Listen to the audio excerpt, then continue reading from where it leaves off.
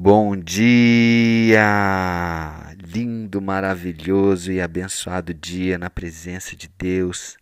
Hoje estamos no dia 599 do projeto Bíblia para Iniciantes. Vamos começar o último capítulo da primeira carta de Paulo a Timóteo, capítulo 6, e vou pegar só os dois primeiros versículos, tá? Vamos lá. Versículo 1 diz assim: Todos os servos que estão debaixo de jugo considerem dignos de toda honra o próprio Senhor, o próprio Mestre, para que o nome de Deus e a doutrina não sejam blasfemados. Outra versão diz assim: aqueles que são escravos devem tratar o seu mestre com todo o respeito, para que ninguém fale mal do nome de Deus e dos nossos ensinamentos. Tá? Ele está direcionando esses dois primeiros versículos aos escravos daquela época.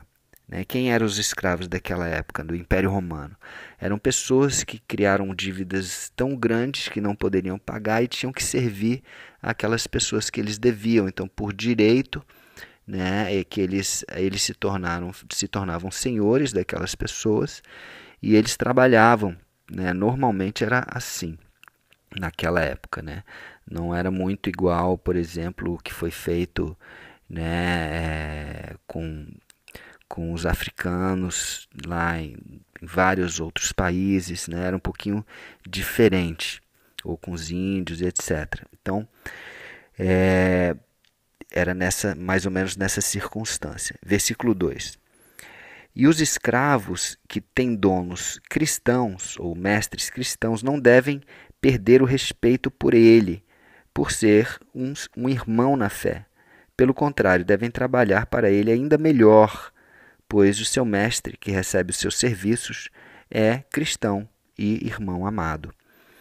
Então é interessante a gente entender o contexto da época, mas também trazer para os nossos dias atuais, né? Então, na época existiam vários escravos que estavam se convertendo e muitos deles poderiam achar que, poxa, porque a mensagem de Jesus é que eu sou livre, né? Jesus veio para me salvar, então não preciso mais. Eu estou livre de pagar essas dívidas, ou eu estou livre de trabalhar. Não. Isso não interfere nessa questão, nessa relação trabalhista. Tá? Você é livre sim, independente das circunstâncias, e muitas pessoas podem confundir isso. Porque eu agora sou salvo, Jesus me salvou, e a pessoa acha que eu não preciso mais trabalhar, eu não preciso mais fazer isso, não preciso mais fazer aquilo. Muito pelo contrário, nós devemos ser ainda melhores, ser exemplos. O próprio Jesus, ele foi um exemplo de servo. Né? Ele falou, eu vim para servir, não vim para ser servido. Ele lavou os pés dos discípulos, ele foi aquele que entregou o pão e o cálice para cada um ali, foi aquele que serviu, né? E serviu com a sua própria vida. Então é esse o exemplo que devemos levar, independente das circunstâncias em que nós nos encontrarmos hoje ou naquela época.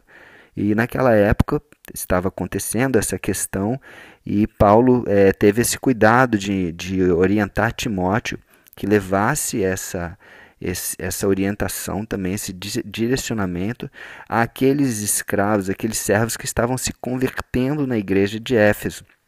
Né? Inclusive alguns que tinham mestres que também que haviam se convertido ao cristianismo, e estavam ali agora num patamar de ser considerados irmãos, né? Como o próprio Paulo falou aqui.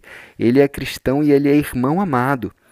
Então, ele poderia achar, porque ele é meu irmão agora, então eu vou, em vez de trabalhar, eu vou ler a Bíblia, em vez de trabalhar, eu vou ficar aqui louvando, porque ele vai entender, né? Eu estou aqui, né? Eu sou irmão, não, também não.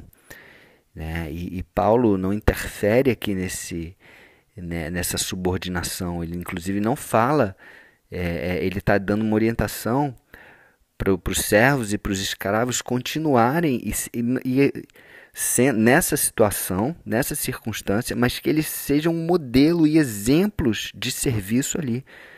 Se o mestre não for cristão, se ele não acreditar em Jesus, com a própria forma dele agir, né, o próprio mestre pode ser ganho, né, e pode falar, poxa, o que aconteceu, né, com você e tal, e é uma oportunidade para compartilhar as boas novas também. E se a pessoa for, mais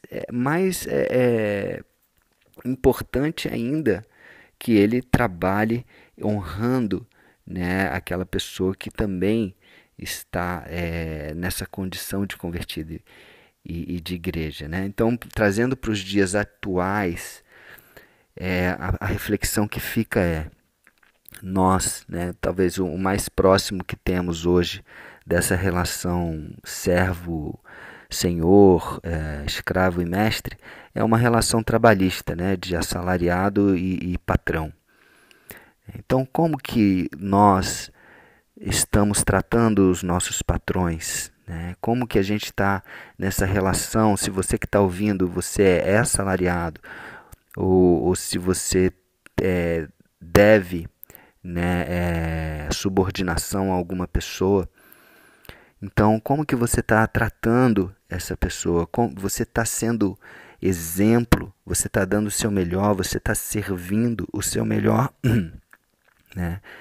E também, lógico, Paulo não está se dirigindo aqui aos senhores, aos mestres, por mais que tenha outras cartas que ele também se dirige aos mestres, aos senhores, para dar algumas orientações.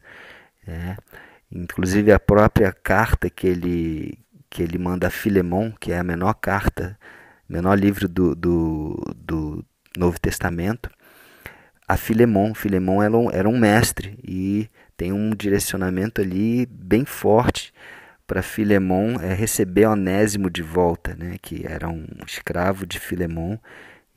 Mas vamos chegar lá na carta de Filemon para a gente entender como é que é essa situação específica. Que a gente receba aqui esse direcionamento para as nossas vidas, que possamos, independente das circunstâncias, nós somos livres, sim. Livres para quê? Livres para adorar, livres para sermos guiados pelo Espírito Santo, livres para obedecer a Deus. E isso sim, ninguém pode tirar isso de nós, independente da circunstância. Inclusive Paulo, ele está falando isso, e provavelmente eu acho que ele está aqui, se não me engano, ele está aqui numa prisão, em Roma, escrevendo isso. E a própria carta que ele escreve também para Filemon, ele estava em uma prisão. Então, o próprio Paulo, ele tem autoridade para falar isso, de liberdade independente de qualquer circunstância. Podem nos prender, podem nos escravizar. Nós estamos aí chegando numa época dos tempos que eu creio que vamos passar por muitas tribulações, mas a nossa liberdade em Jesus ninguém pode tirar. Amém? Podem até tirar a nossa vida, mas não a nossa salvação e a nossa vida eterna e o nosso galardão ao lado de Deus e Jesus na vida eterna. Isso ninguém pode tirar. Amém? Então vamos orar?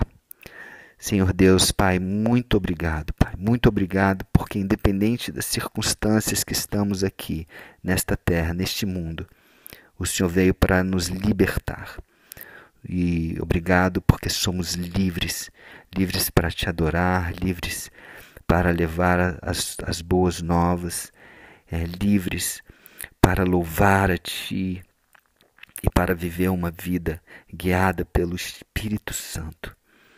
Senhor, obrigado. Obrigado por esta liberdade. Obrigado pelo Teu perdão das nossas dívidas, dos nossos pecados, por ter pagado com o Teu sangue, sangue precioso, os nossos pecados. Nós te recebemos como Senhor, como Salvador das nossas vidas, e que nós sejamos aqueles que servem com excelência, assim como o Senhor veio e serviu. Amém.